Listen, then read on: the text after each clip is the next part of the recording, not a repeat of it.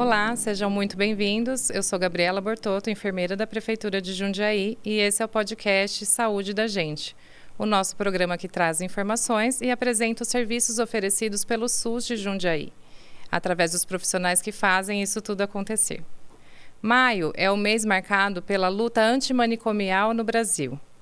Nem um passo atrás, manicômio nunca mais. É um dos slogans desse movimento que reforça a importância do cuidado em liberdade, com respeito, dignidade e direitos para as pessoas em sofrimento psíquico. Por muitos anos, o cuidado em saúde mental foi marcado pela exclusão, pelo isolamento e pelo silêncio. Mas a luta antimanicomial vem, ano após ano, reforçando que o cuidado envolve escuta, acolhimento e inclusão. Falar da luta é falar de humanidade. E para isso eu trouxe duas convidadas muito especiais e muito apropriadas nesse assunto que eu quero apresentar para vocês com muita alegria. Hoje nós recebemos a Janaína de Carvalho Santana Hermani, enfermeira, gerente do CAPS 3 adulto de Jundiaí, psicóloga, especialista em psicologia hospitalar, já atuou na atenção primária em saúde, CAPS infanto-juvenil, CAPS 2, CAPS 3, e ela tem experiência de mais de 20 anos em serviço público. Bem-vinda, Janaína, obrigada pela presença. Olá, Gabi. Quero iniciar agradecendo o convite, agradecendo a TVTech, em nome de toda a equipe da Rede de Atenção Psicossocial, em nome dos usuários, trabalhadores e grupo de trabalho da luta antimanicomial. E a Daiane Érica Amaral da Silva é farmacêutica, formada em 2010 pela Universidade de São Francisco de Campinas, com toda a sua carreira dedicada ao SUS, atuou 9 anos na atenção primária à saúde no município de Campinas e está na rede de atenção psicossocial de Jundiaí desde 2023, atuando no Centro de Atenção Psicossocial Infanto-Juvenil e no CAPS 3 adulto. Bem-vinda, Daiane, obrigada. Obrigada pelo convite. Para a gente começar, então, de uma forma bem simples, meninas, o que significa a luta antimanicomial? Desde o termo, o significado, até mesmo a origem do movimento, qual é a importância dele para os nossos dias? Então, para a gente entender um pouquinho o movimento da luta antimanicomial, a gente precisa entender o que eram os manicômios. Então, antigamente existiam hospitais psiquiátricos que praticamente eram depósitos de pessoas, né? Eram locais que as pessoas ficavam trancadas, isoladas da família, sofriam maus tratos, abusos, violências. Então, elas existiam. Eu não posso falar que elas viviam, porque elas existiam em situações desumanas. E quem eram essas pessoas, né? Eram pessoas que a sociedade não queria ter contato. Então, tudo que era incômodo para a sociedade, tudo que era diferente, eram depositados nesses hospitais, né? Então, pessoas em situação de rua, pessoas com transtornos mentais graves, mulheres que engravidavam fora do casamento, a população LGBT. Então, eles perdiam anos e anos das suas vidas trancados nesses lugares. Então, o movimento da luta surgiu numa forma de denúncia disso e uma forma de tentar mudar essa realidade. Esse movimento, ele é iniciado pelos trabalhadores de saúde mental da época. Então, os trabalhadores dos hospitais psiquiátricos no final da década de 70 e 80, eles, nessa denúncia, eles criam esse movimento para colocar nas ruas, né, para colocar em diálogo, em debate essas situações que ocorriam dentro dos manicômios. Então, os trabalhadores, mais uma vez, né, eles carregam essa bandeira, levantam essa bandeira, convocam a sociedade, alguns usuários com mais condições e também os familiares, para fazer esse debate, para fazer um questionamento em relação a esses cuidados desumanos, a esses maus tratos, né? Esse movimento, a reforma psiquiátrica, ela cursa com a reforma sanitária. Então, aí, final de década de 70, 80, né, no auge aí da reforma psiquiátrica, a reforma sanitária, a reforma psiquiátrica, ela vai junto, né? A gente tem aí no movimento a Lei da Reforma Psiquiátrica Brasileira. A gente está completando esse ano 25 anos da Lei da Reforma. Foi uma lei que ela ficou 12 anos em tramitação, ela demorou mais de uma década para ser promulgada. Isso para vocês terem uma ideia de como foi difícil esse debate, de como foi difícil colocar em pauta essa questão dos direitos humanos, né? Então, Paulo Delgado, ele é o pai dessa lei-mãe que inicia aí a nossa reforma psiquiátrica brasileira. Tá certo. E aí, graças a esse movimento, essa reforma, quando a gente fala hoje em manicômio, muita gente nunca teve contato, nunca soube, ou ouviu falar muito pouco, porque imagina que isso é uma coisa bem do passado. Por que ainda é importante a gente falar sobre esse tema? Então, nós que estamos nessa luta antimanicomial, nós acreditamos que tudo que segrega, tudo que separa, tudo que exclui, faz parte de uma lógica manicomial. Então, não existe mais o prédio, o hospital psiquiátrico, né, o manicômio, mas existe uma lógica manicomial. Então, o racismo, a homofobia, o preconceito, tudo isso faz parte de uma lógica manicomial, né? Quando você medica uma criança para calar algo que é da infância, então, quando você tem uma pressão das escolas por laudos e diagnósticos, né?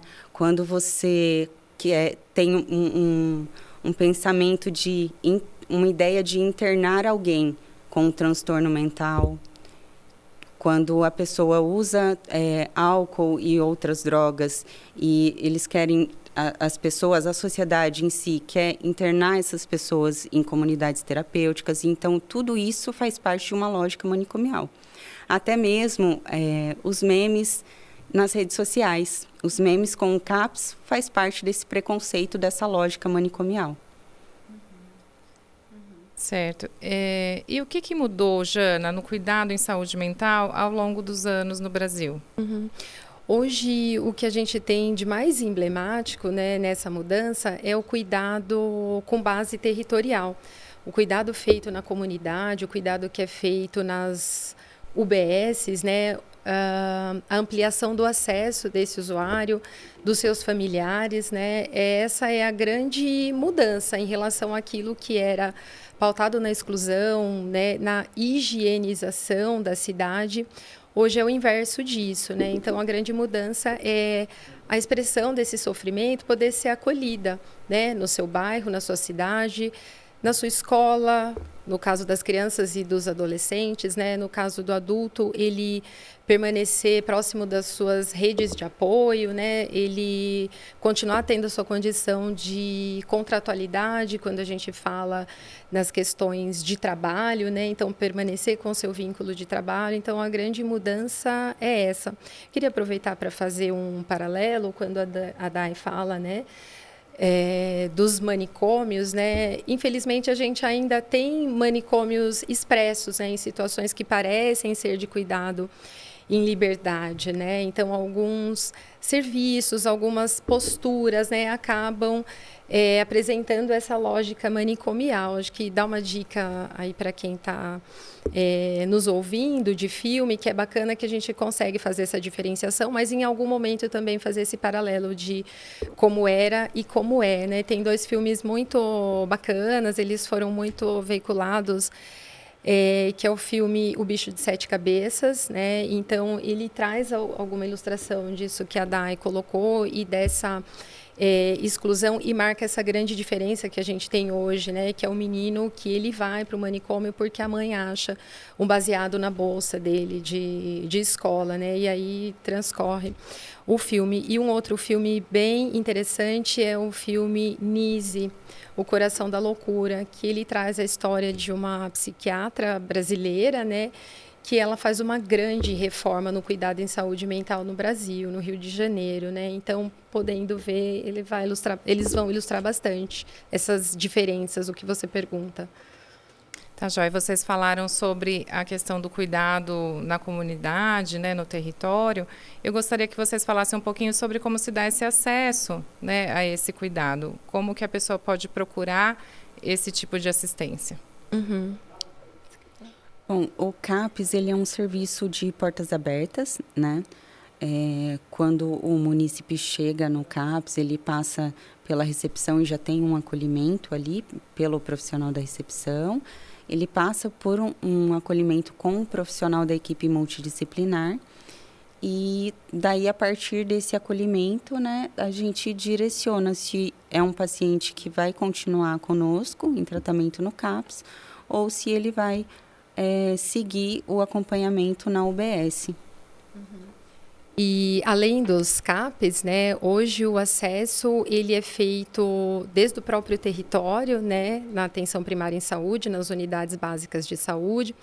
Então, a pessoa em sofrimento psíquico ou familiar, o pai, a mãe, a esposa, observando, identificando alguma situação de sofrimento, seja um sofrimento muito importante, seja um sofrimento leve, um luto, uma perda, às vezes até uma dificuldade na escola que leva aquela criança ao sofrimento, um medo de ir para a escola, um receio, uma vergonha de ir para a escola.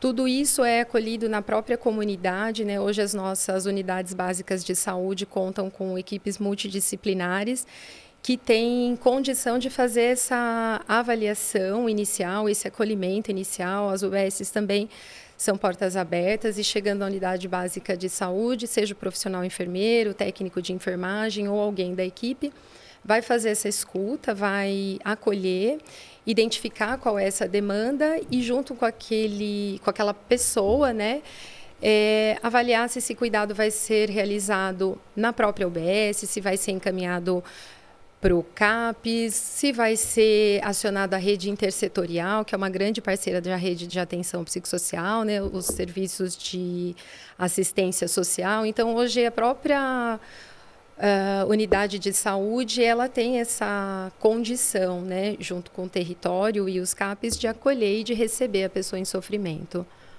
Bom, vocês falaram bastante sobre a importância, né, de tratar a saúde mental das pessoas sem afastar do convívio social. Eu queria que vocês falassem um pouco da importância de como as escolas, os locais de trabalho, a comunidade podem contribuir para a inclusão dessas pessoas. Uhum. Tá. Nós acreditamos, né, que todos esses lugares, né, escolas, instituições, trabalho, enfim, e comunidade, eles têm que assumir, e nós também temos que assumir uma postura mais humanizada, mais acolhedora, né? Não dá para a gente separar as questões de saúde mental da vida do trabalho, da vida da escola, da vida de casa, né? O ser humano é um ser todo, é um ser complexo, mas é ele inteiro, né? Não dá para separar, tipo, colocar numa caixinha, aqui é saúde mental e a gente vai olhar só para isso, né? Então, a gente tem que olhar o todo. Não dá para a gente querer uma criança perfeita na escola, sendo que em casa ela sofre violência, ou ela passa fome, ou não tem um lugar digno de moradia, né? Então, não dá para tratar algo social só com medicamentos, ou só com médico, ou só com o psicólogo, né? Então, a gente tem que tratar o todo desse indivíduo. Por isso que no CAPS, né, Jana, a gente tem uma equipe multiprofissional, né? Então, a gente tem terapeuta ocupacional, a gente tem assistente social, enfermeiros, técnicos de enfermagem, para além daquele cuidado do médico e psicólogo, né? Porque a gente pensa em saúde mental e pensa no médico e no psicólogo. Mas não, é toda uma equipe que trata do ser humano como um todo.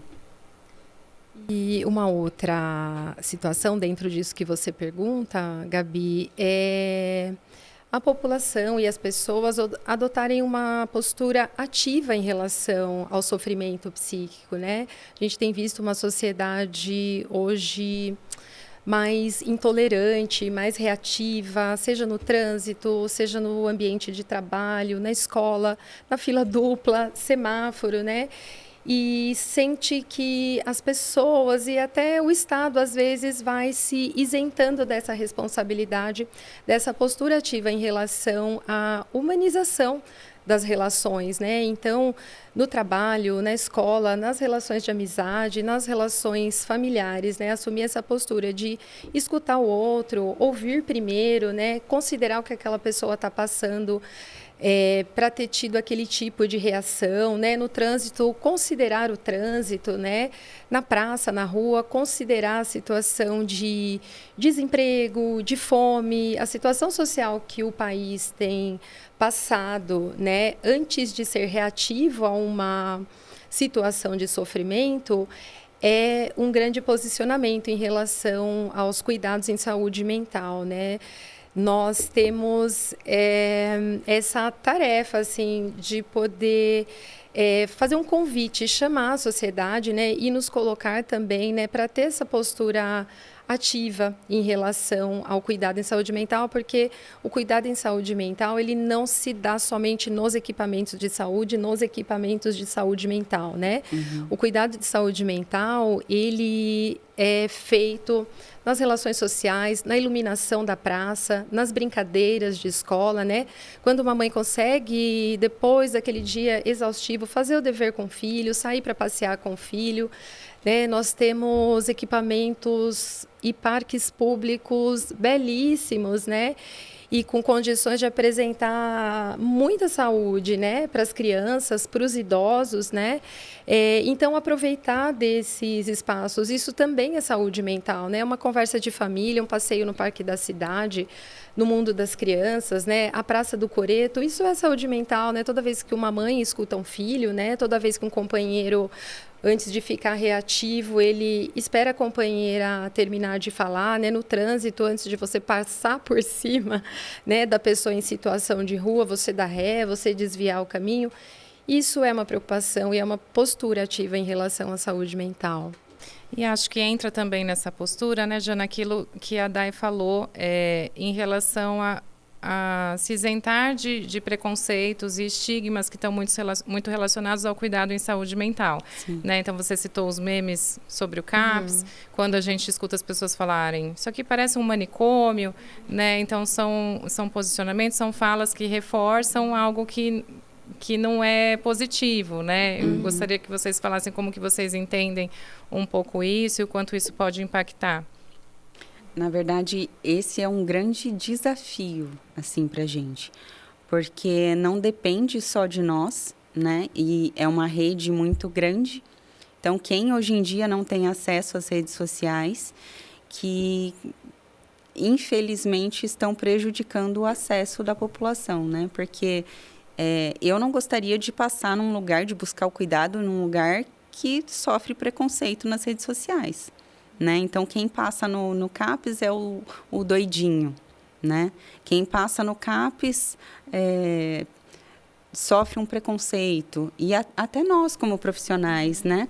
Quando eu falo que trabalho no CAPS, a galera fica assim, nossa, mas você trabalha no CAPS?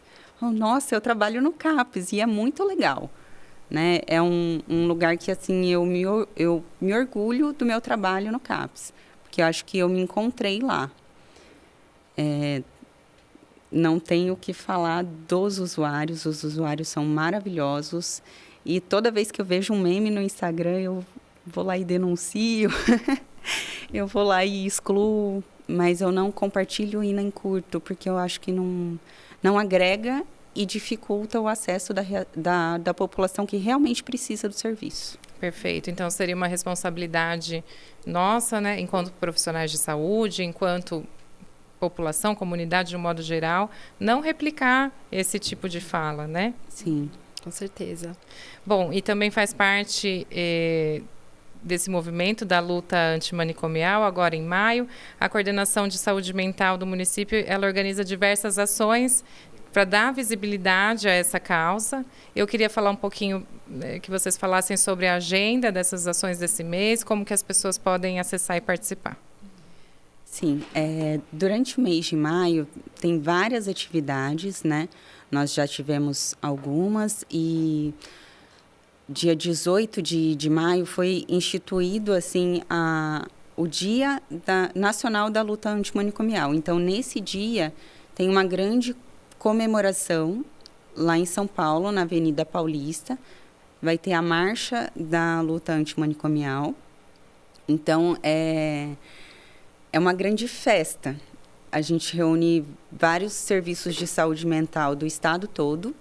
E quem quiser participar, é um evento gratuito, só que daí tem o deslocamento para São Paulo, né? Começa às 10 horas da manhã e é uma grande festa. É maravilhoso, é muito, muito, muito legal. Dia 22 de maio, nós temos o Intercaps, que é um campeonato de futebol entre os serviços de saúde da região de Jundiaí. Então, esse evento vai ser em Campinas, no Parque Ecológico. Começa às 9 horas da manhã e é o dia todo. E também tem o deslocamento para Campinas. Também é muito legal, é um evento aberto. E quem quiser ir para torcer pelo time de Jundiaí, nosso time é muito bom. Né? Nós temos um treinador topíssimo lá no CAPS. Nosso time é muito bom. Já ganhamos vários troféus, várias medalhas. E dia 28 de maio é o encerramento do mês da luta antimanicomial.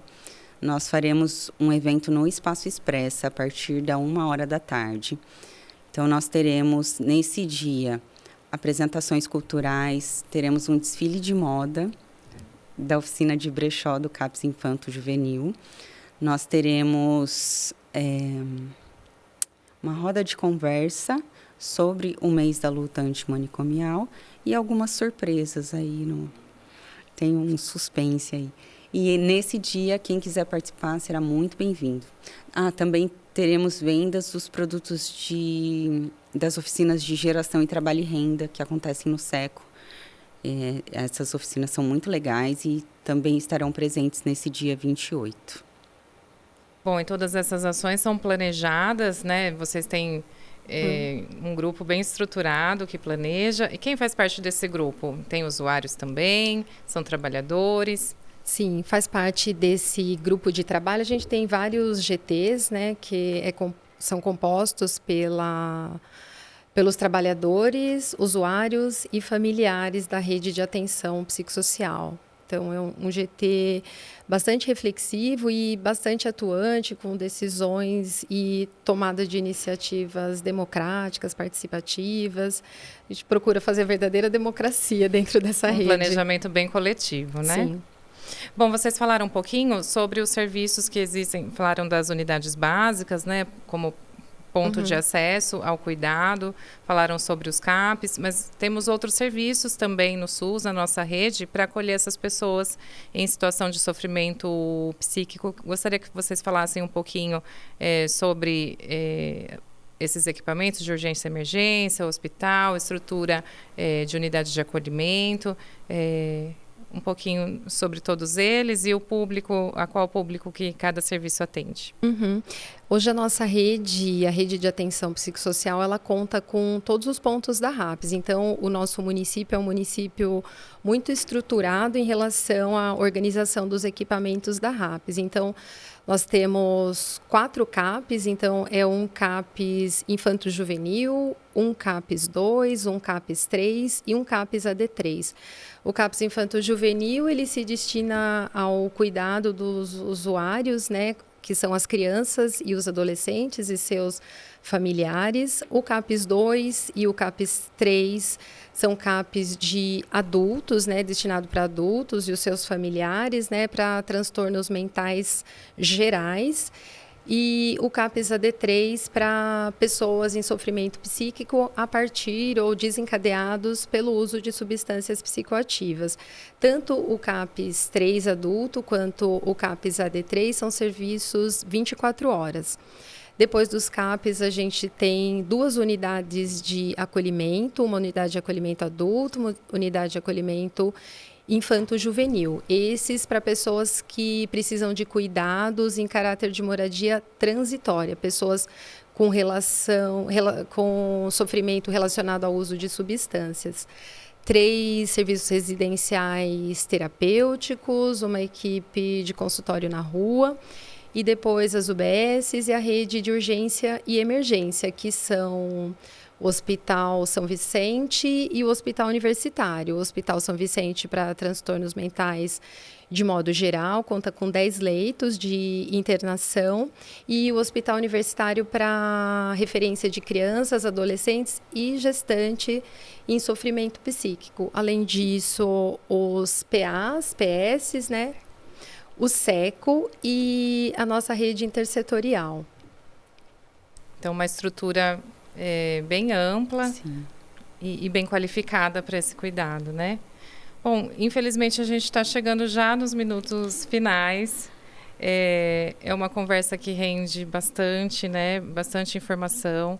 Eu gostaria que vocês deixassem uma mensagem para a população sobre saúde mental. Acho que a nossa mensagem principal é mostrar um serviço vivo, um serviço dinâmico, colorido, né? Como nós colocamos, que o usuário, a sua família, tem um acesso fácil e rápido. Além disso, o que a Dai explicou de maneira brilhante, né? Que é o cuidado com os memes, né, o cuidado com o preconceito, então não vincular nas redes sociais os memes e especialmente colocar os nossos serviços à disposição da população e dos nossos colegas de trabalho. Quero aproveitar também a ocasião para fazer um agradecimento especial para as equipes de saúde, todas elas, desde a RAPS até os nossos colegas que estão nas UBSs, nos hospitais, nos equipamentos de assistência social e também aos usuários e familiares pela confiança no nosso trabalho, que sem os usuários e sem as equipes, né, não teria esse trabalho bonito como é. Então, em nome da Coordenação de Saúde Mental e do GT da Luta Antimanicomial, agradecer a oportunidade. Né? Dai. Como farmacêutica de um serviço de saúde mental infanto-juvenil, eu gostaria de pedir um cuidado especial para a infância, né? Para a gente olhar para as delicadezas dessa fase da vida e que marca tanto, né, a vida toda do indivíduo, né? Então, para a gente olhar para essas delicadezas. E como farmacêutica não medicar o que é próprio da infância. Vamos entender essa infância. Só isso. Emocionada.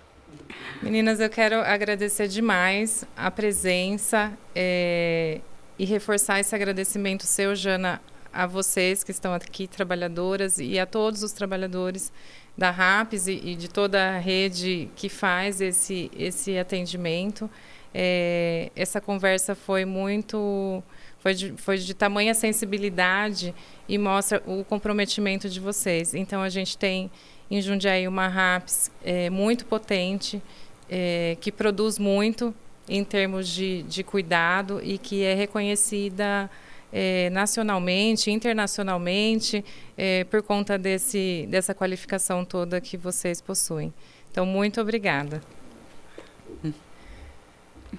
A você que ficou com a gente até agora, eu também quero agradecer por ter nos acompanhado. Quero pedir que você, se achou útil esse conteúdo, compartilhe com a sua família, com seus amigos, com quem você acha que possa precisar desse cuidado, desse acolhimento. Quero agradecer, como sempre, à equipe da TV Tech, ao nosso produtor, Marcos Pagliarini. E você, nossos telespectadores, eu desejo saúde e liberdade para o seu cuidado com respeito e dignidade.